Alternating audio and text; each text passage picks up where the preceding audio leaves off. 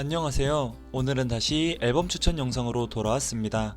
지난 9개 힙합 앨범 추천 입문자편에서는 사실 엄청 근본 있는 앨범이라기보다는 입문자분들이 거부감이 안 들 만한 앨범으로만 신중히 선정해 보았었죠.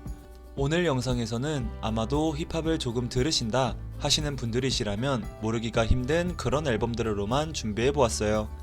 힙합 팬 편이니까 그만큼 그냥 힙합 역사에 있어서 상징적인 앨범이나 꼭 들어야 하는 그런 앨범들로만 준비해보았습니다.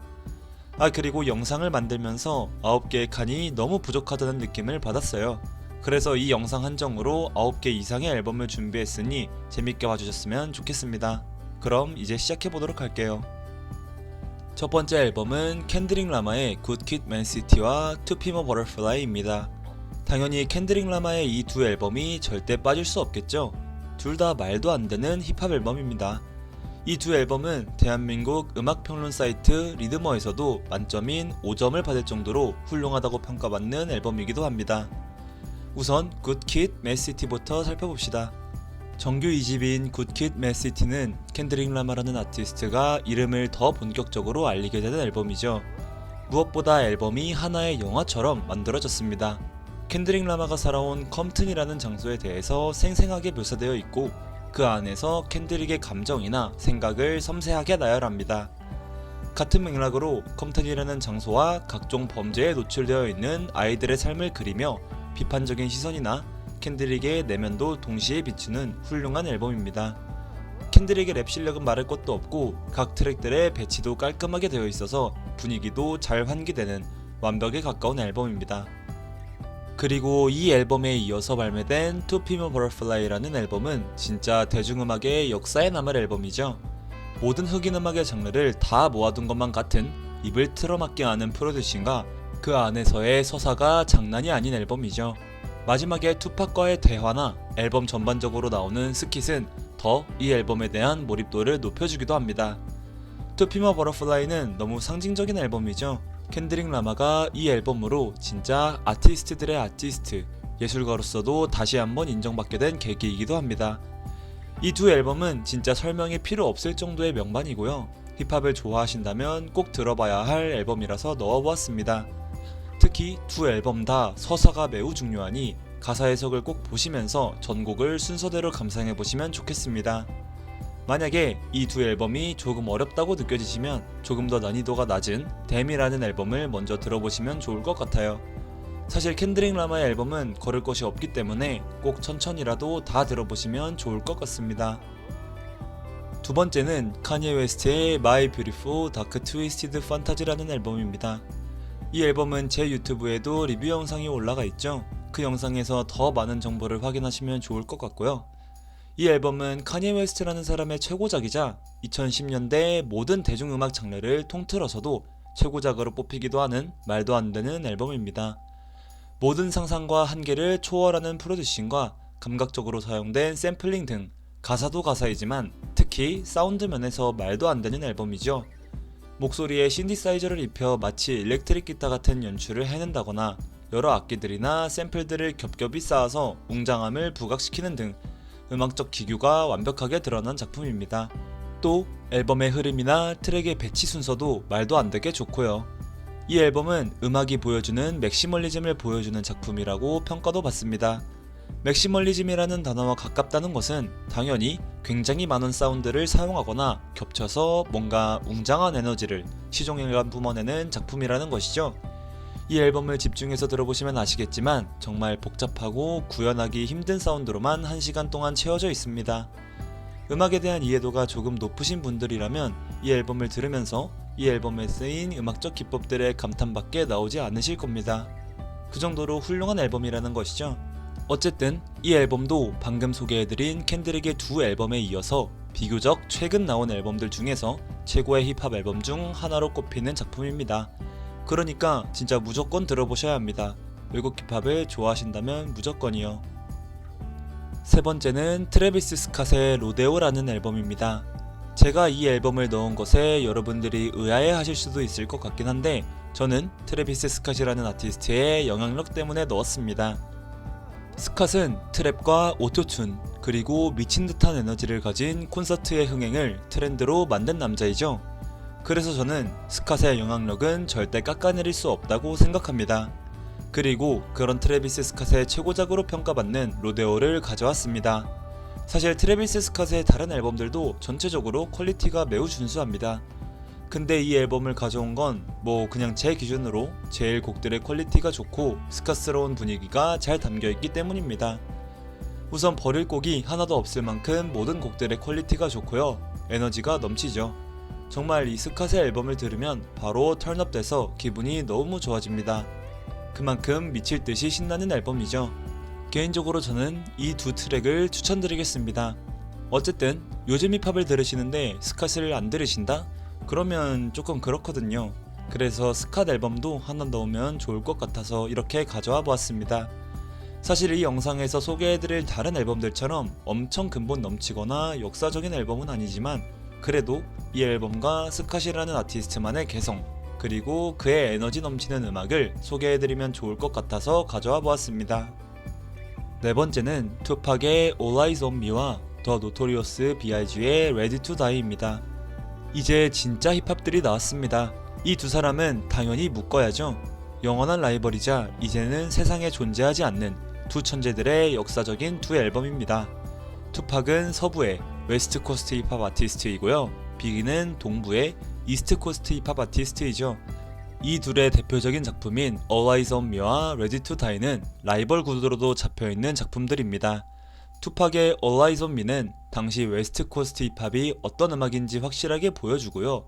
반대로 빅기의 Ready to Die는 이스트 코스트 힙합의 모습을 확실하게 보여주었으며 경악스러운 그의 랩 실력을 드러내었죠.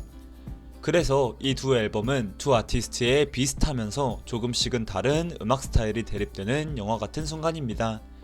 이 두 사람의 라이벌 구도는 힙합 역사에 강하게 새겨졌고 앞으로도 계속해서 회자되겠죠. 여러분들이 힙합을 들으실 때 천천히 위로 올라가 보시면 바로 앞에 이스트 코스트, 웨스트 코스트 힙합이 있을 텐데 그 세대의 음악을 들을 때 이 앨범들의 대결 구도와 이들의 음악을 소개해드리면 좋을 것 같아서 가져왔고요. 사실 힙합이라는 장르도 올드스쿨, 뉴스쿨, 그리고 골든에라가 있듯 순서대로 역사가 있잖아요. 그 흐름에서도 중요한 앨범들이기 때문에 힙합 팬이라면 꼭 알아야 될 것 같아서 가져와 보았습니다. 다섯 번째는 제이지의 더 블루프린트와 나스의 일매틱입니다. 바로 전에서 투팍과 빅기에 대한 이야기를 했는데 바로 제이지와 나스에 대한 이야기가 나왔네요. 투팍과 빅기의 대결 구도 이후로 거의 바로 다시 나온 두 사람의 대결 구도이죠. 흔히 말하는 뉴욕의 왕의 자리를 두고 싸웠던 제이지와 나스의 대표적인 앨범 더 블루프린트와 일매틱입니다. 블루프린트가 샘플링이나 다양한 악기를 사용해서 분배 앨범임에도 제이지의 기교가 잘 부각된 다채로운 색깔의 앨범이라면 나스의 일매틱은 진짜 이게 분배비지 라는 말이 나올 정도로 랩 실력으로 승부하는 앨범입니다. 그렇다고 일매틱이 프로듀싱이 별로인 건 절대 아니고요. 나스가 그냥 더 랩에 큰 비중을 둔 느낌이 있습니다. 그래서 일매틱이라는 앨범은 힙합 팬이라면 몰라서는 안 되는 아이콘 같은 앨범이기도 하죠. 반대로 블루프린트는 벌써 완성형인 제이지의 훌륭하고 적절한 랩과 다양한 명곡들을 남긴 앨범입니다. 제이지의 앨범에는 에미넴과 함께한 레니게이드랑 훅이 매우 중독적인 이소 같은 곡들이 정말 좋다고 말씀드릴 수 있을 것 같아요. 나스의 일매틱도 거를 곡이 없으니 그냥 다 들어보시면 좋을 것 같습니다. 이 두 앨범은 투팍과 빅기에 이어서 바로 다음 세대 힙합의 아이콘인 두 사람을 대표하는 앨범들이니 꼭 들어보시면 좋을 것 같아요. 여섯 번째는 에미넴의 Marshall Mathers LP입니다. 역시 에미넴의 앨범이 또 빠질 수가 없겠죠. 그 중에서도 가장 완성도가 높고 좋은 평가를 받는 마셜 매더스 LP를 가져왔습니다. 이 앨범에서도 역시 전작인 SSLP처럼 호러코어한 음악이었습니다. 미칠 듯한 쫀득한 랩과 그것을 이루는 가사는 매우 충격적이었죠. 정말 사이코패스가 쓴 것 같은 과격한 호러코어스러운 가사들은 그 당시의 미국 사회를 뒤집어 놓습니다.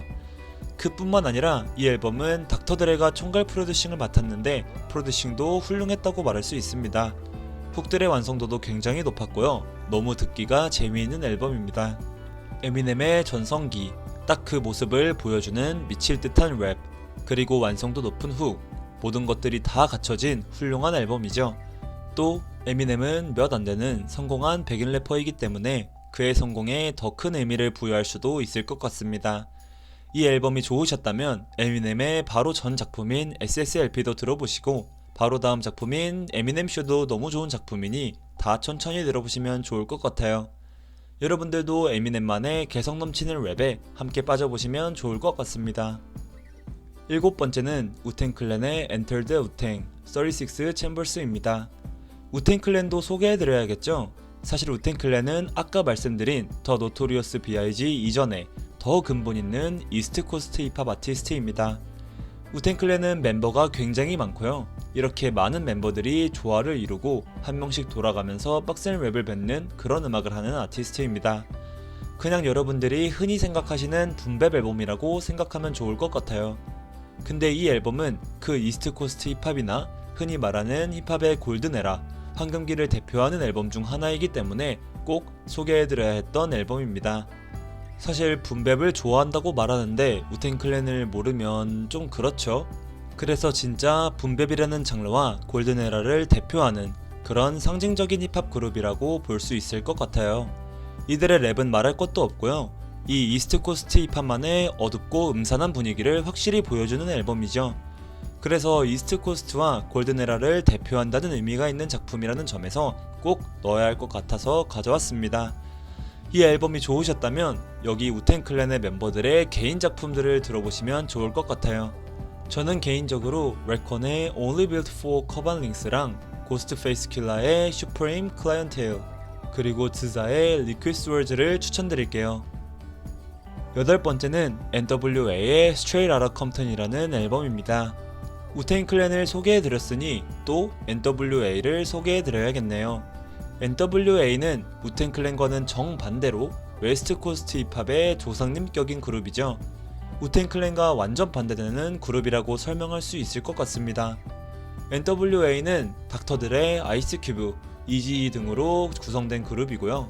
이스트코스트의 조상님이 우텐클랜이라면 웨스트코스트의 조상님은 NWA와 이 앨범이라고 설명할 수 있을 것 같습니다. 이 앨범에서는 엄청 반항적인 느낌이 나는 곡들로 가득 차 있죠. 이런 제목인 곡이 있을 만큼 이들의 음악은 미국 사회에 대한 반항적인 태도를 가지고 있거나 미국 사회를 욕하는 그런 뉘앙스의 앨범이죠. Straight Outta Compton은 웨스트코스트 힙합과 그것을 대표하는 앨범에 절대 안 들어갈 수가 없는 앨범입니다. 이 앨범도 웨스트코스트 힙합과 이스트코스트 힙합을 각각 들어보실 때 꼭 들어야 하는 역사의 흐름에서 매우 중요한 앨범이기 때문에 넣을 수밖에 없었습니다. 아홉 번째는 로린 힐의 The Miseducation of Lauryn Hill입니다. 벌써 마지막 앨범이네요. 이 앨범도 힙합이지만 흑인 음악의 역사에 있어서도 너무나도 중요한 앨범인데요. 힙합과 R&B 혹은 소울 음악을 통째로 묶고 연결시켜버린 작품입니다. 사실 힙합 앨범 소개여서 이 앨범은 힙합적인 요소도 당연히 섞여 있긴 하지만 다른 요소들도 전부 섞여 있는 작품입니다. 당시 유행했던 네오소울이라는 장르도 섞여 있으며 R&B와 같은 장르도 은근히 들어가 있죠. 그렇게 꽤 다양한 흑인 음악이 섞여 있는 듯한 음악이었습니다. 이런 부분에서 의미가 꽤 깊은 작품이기도 하죠. 그리고 이 로린 힐이라는 사람은 여성이라는 점에 있어서도 꽤 중요합니다. 여성 힙합 아티스트는 사실 기억되는 사람이 몇 있긴 한데 그래도 많지는 않죠. 근데 이 로린 힐이라는 사람은 여성이며 교육도 잘 받지 못했지만 이 앨범에 담백한 메시지를 담으며 성공해냅니다. 이 앨범에서는 여성도 분명 힘을 낼 수 있는 존재라는 그런 희망적인 메시지를 담았습니다. 그래서 다양한 흑인 음악을 유연하게 섞어냈다는 점과 그녀가 여성이라는 점, 그리고 여성이라는 존재를 위한 메시지를 담았다는 점에서 매우 높은 평가를 받는 앨범입니다. 사실 이 앨범은 흑인 음악을 조금 안 좋아하시면 아직 잘 모르실 수도 있는데 그래도 굉장히 고평가를 받는 위대한 작품 중 하나이니 꼭 들어보시면 좋을 것 같습니다. 자, 오늘 이렇게 9개가 조금 넘는 앨범에 대해서 살펴보았는데 몇 개만 조금 최근 앨범들로 채우고 웬만하면 골든에라 때의 근본 앨범들로만 채워넣었던 것 같아요. 그리고 영상을 만들다 보니까 이스트코스트나 웨스트코스트 힙합에 대해서도 설명해보면 좋지 않을까 생각이 들었습니다. 이 콘텐츠가 끝나면 힙합의 역사에 대해서 소개하는 영상도 한번 준비해보도록 하겠습니다. 어쨌든 이번 영상의 앨범이 너무 근본적인 것만 있어서 재미가 없었을 수도 있는데 그래도 근본 앨범들을 소개해드리는 게 좋을 것 같아서 이런 라인업을 가지고 왔습니다. 그럼 저는 다음 영상도 잘 준비해서 찾아뵙도록 하겠습니다. 시청해주셔서 감사합니다.